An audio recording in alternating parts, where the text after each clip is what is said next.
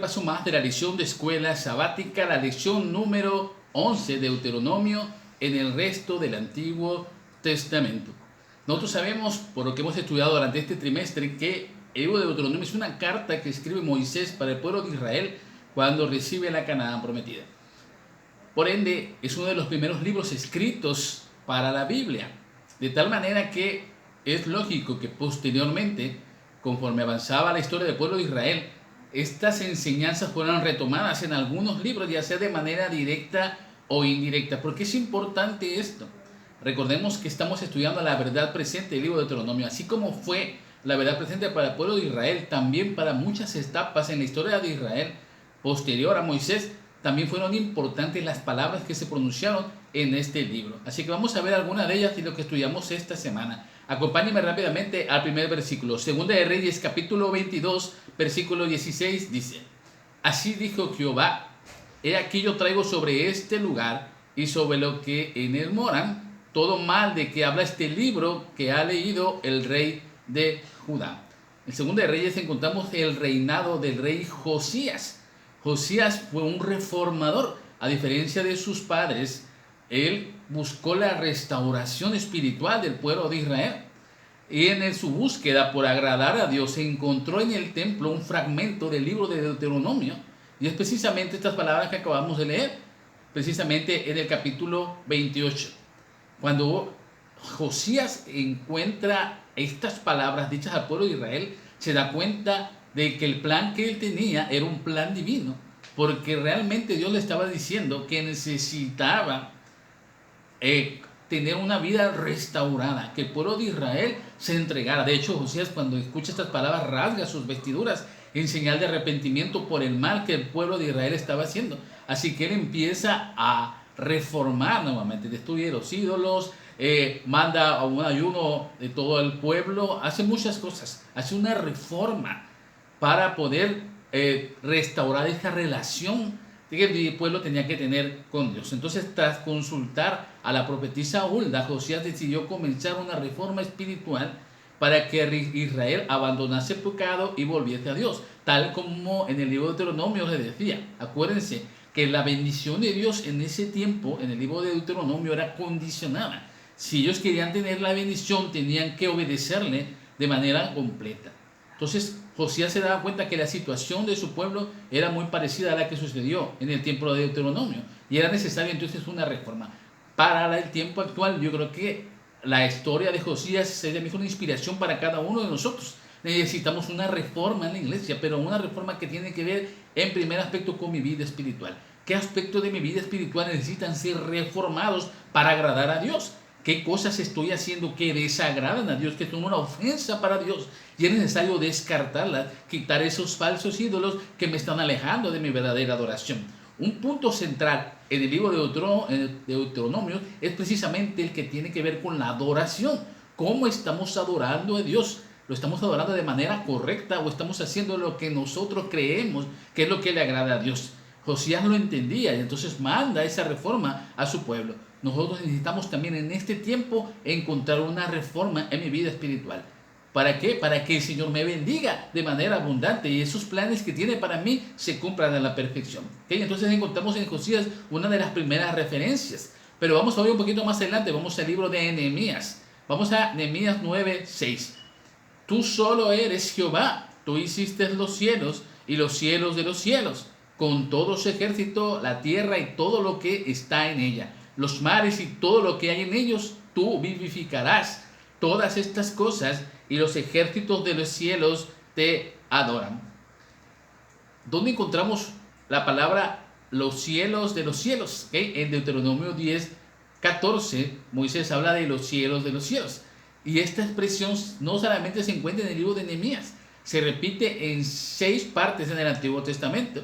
Aquí voy a poner las partes donde se repiten: la oración de Salomón en 1 de Reyes 8:27 y 2 de Crónicas 2:6, 6:18, en la oración de los levitas de Nehemías 9:6 y en los salmos, en Salmos 68:33 y 148:4. ¿Por qué es importante esta expresión? Es como una alegoría de decir: tú eres el único Dios al cual tenemos que rendir honor. Tú eres el que estás encima de todo, por todo y en todo. ¿Okay? Nehemías, después de haber leído el libro de la ley, que se refiere a Deuteronomio, recordemos que Deuteronomio también se conoce como el libro de la ley, ¿ok? Los levitas elevaban una oración para adorar a Dios. ¿Por qué? Por su poder creador y por la forma que actuó durante toda la historia del pueblo de Israel. Encontraban en estas palabras una reedificación de sus principios, ¿ok? En primer lugar está Dios. A él tenemos que rendir honor, hay que darle su lugar, hay que darle un reconocimiento especial en mi vida. Uno de los puntos importantes del verdadero cristiano, si tú quieres ser un cristiano de éxito, tienes que decir como Nehemías, darle lugar a Dios en primer lugar. Decirle que tú eres el que domina todo lo que yo hago, mis pensamientos, mis intenciones.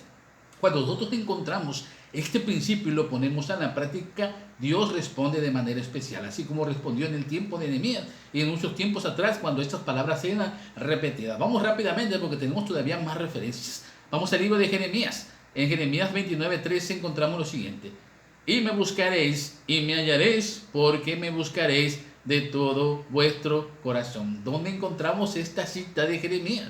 La historia de Jeremías es muy interesante. En Deuteronomio 4:29 encontramos estas mismas palabras.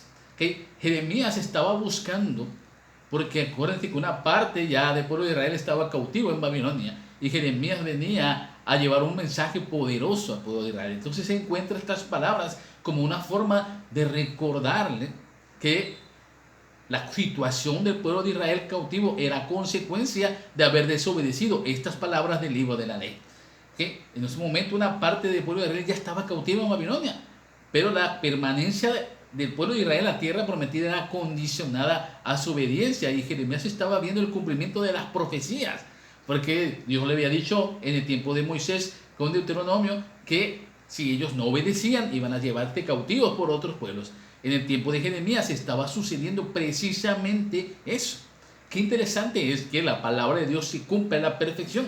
Nosotros creemos que, o mucha gente cree más bien, afuera en el mundo, que la Biblia es solamente un libro bonito, tiene historias bonitas, historias interesantes, consejos bonitos, pero nada más.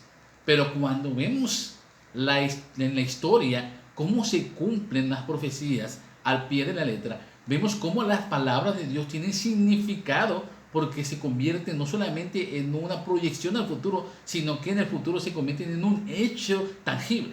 Y eso precisamente es lo que el pueblo de Israel estaba viviendo. Dios les había dicho: si tú me desobedeces, yo voy a permitir que otros pueblos se tomen cautivos. Y es lo que estaba sucediendo. ¿Okay? Dios le había dado la solución al pueblo de Israel a través de Moisés, y a través de Jeremías se estaba ratificando. Tenían que cambiar de actitud.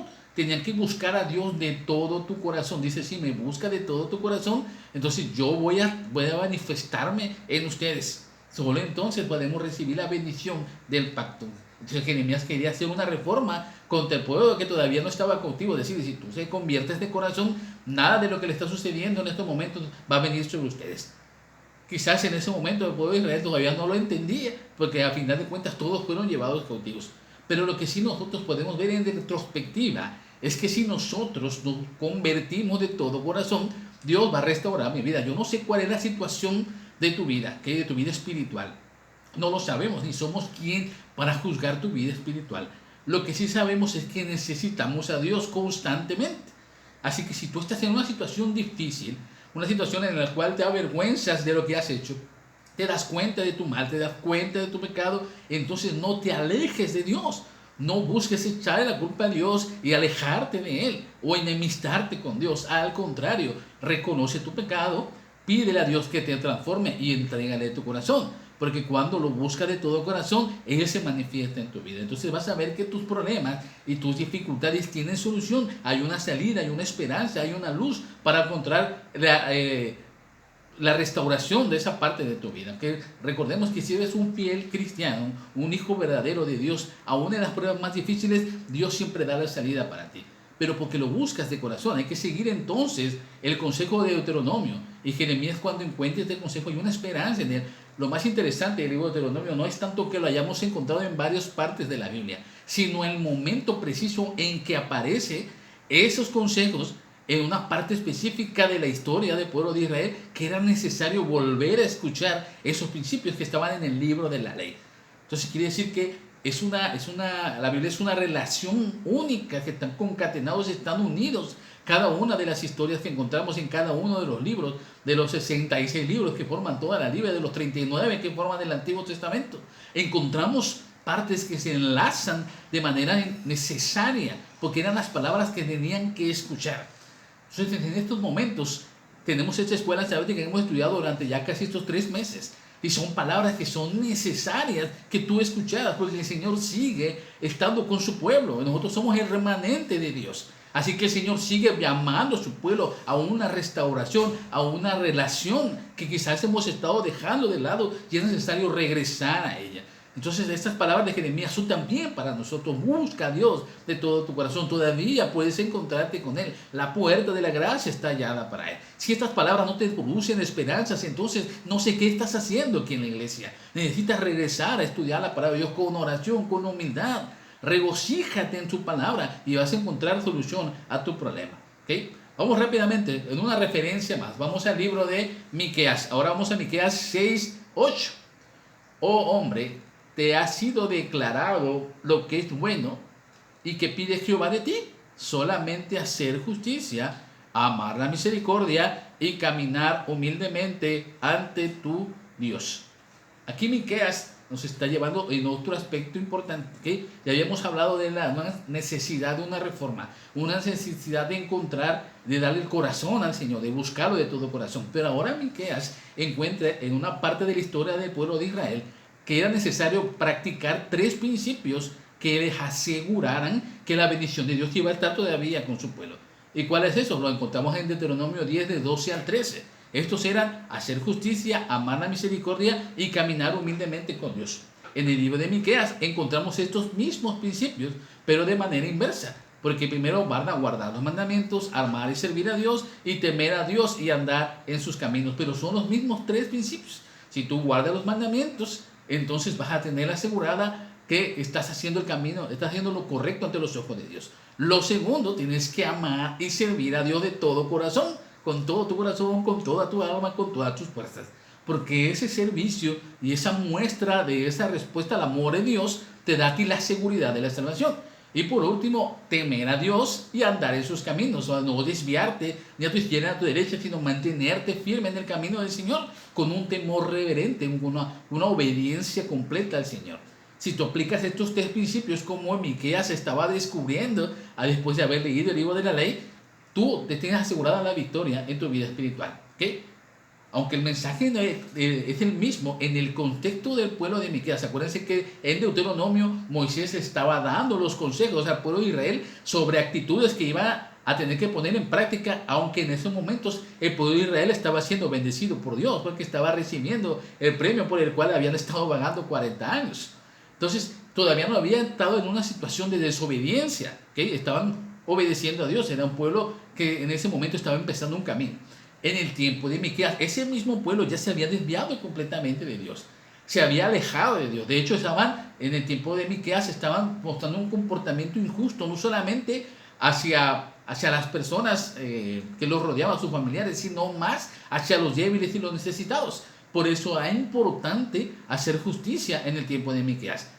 ¿Por qué? Porque ellos traían sacrificios para demostrar el amor a Dios y hacían profesión de humildad ante los demás, pero por dentro ellos estaban podridos, ¿okay? Sus intenciones eran malas, eran manzanas, y eso hacía que esos sacrificios no tuvieran significado para Dios. ¿Qué palabras tan profundas le dio Dios a Miqueas para que encontrara precisamente en el libro de Deuteronomio 10 que era necesario hacer un acto de contrición de los dirigentes, porque el problema estaba más todavía evidente en los dirigentes en el pueblo de Israel? Entonces tenía que cambiar su actitud porque estaban haciendo actos externos que no eran agradables a Dios. Aunque cumplían los sacrificios, cumplían los ritos, hacían ofrendas a los altares, etcétera, etcétera, etcétera. Eso no era lo que Dios quería, porque en su corazón había podredumbre, había pereza, había injusticia, había odio hacia sus propios semejantes, hacia aquellos con los cuales tenían que cuidar. Entonces, esas palabras de Jeremías, de ir nuevamente por los caminos, obedecer a Dios, tenerle temor, caminar humilde, hacer justicia, era necesario para el pueblo de Israel y también es necesario para nosotros, porque a veces también nosotros nos desviamos en ese mismo punto. Vamos rápidamente ahora a otro libro. Vamos al libro de Daniel. Daniel capítulo 9, Versículo 3. Y volví mi rostro a Dios el Señor, buscándole en oración y ruego, en ayuno, silicio y cenizas. Aquí, en el libro de Daniel, ya estamos hablando, avanzando un poquito más todavía en la historia del pueblo de Israel, encontramos un aspecto en la oración, en Daniel 9, 11 y 13, donde Daniel está orando. Daniel había estudiado la ley, obviamente el libro de la ley, era un estudioso de la ley. Así que había estudiado el libro de Deuteronomio. Y se daba cuenta que la condición de cautividad de Israel en Babilonia era consecuencia única de la desobediencia. Daniel no tenía temor de lo que se iba a suceder con el pueblo de Israel, porque él estaba viendo cómo en el libro de Deuteronomio había estado profetizado cómo el pueblo iba a ser llevado cautivo, iba a ser casi destruido. Sin embargo, Dios veía también que había una solución para ese problema. Daniel nos muestra en su oración algunos aspectos importantes. ¿Okay? Primero, sí, Dios había castigado a su pueblo por su rebelión, tal como lo había anunciado. Sin embargo, había esperanza. Si imploraban a Dios y se convertían de sus maldades, Dios los restauraría, tal y como se mencionaba en Deuteronomio 4, 30 31. Daniel encontraba la solución para que esa cautividad, esa opresión que tenía el pueblo de Babilonia sobre Israel, el reino de Babilonia sobre Israel, tuviera un límite y pudieran ser acabados. De hecho, Daniel pudo ver la salida del pueblo de Israel de esta cautividad. Encontró a través de las profecías que él también recibió cómo Dios iba a cumplir al fin de cuentas su promesa. Pero eso era porque el pueblo de Israel que estaba cautivo había cambiado. Había hecho un acto de humildad y reconocimiento de su pecado y regresado a Dios. ¿Okay? Esa confianza con la que Daniel habla en su oración, porque Daniel no solamente ora pidiendo para que el pueblo de Israel fuera liberado, sino que también orara para que el pueblo de Israel se arrepintiera de su pecado y reconociera la necesidad de regresar a la senda del bien, de obedecer los mandamientos.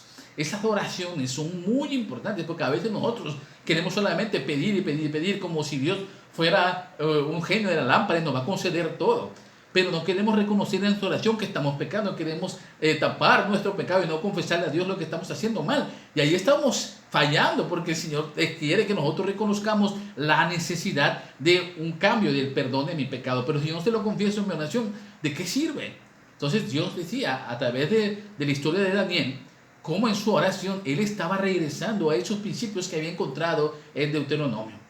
Hoy podemos acercarnos a Dios con la misma confianza que tenía Daniel en sus muchas misericordias, como dice Daniel 9:18. Porque Dios sabía que le había dado a Moisés en el libro de Deuteronomio la respuesta a cualquier problema que se pudiera presentar, la solución a cualquier dificultad que encontrara en el camino de conservarse fieles al Señor.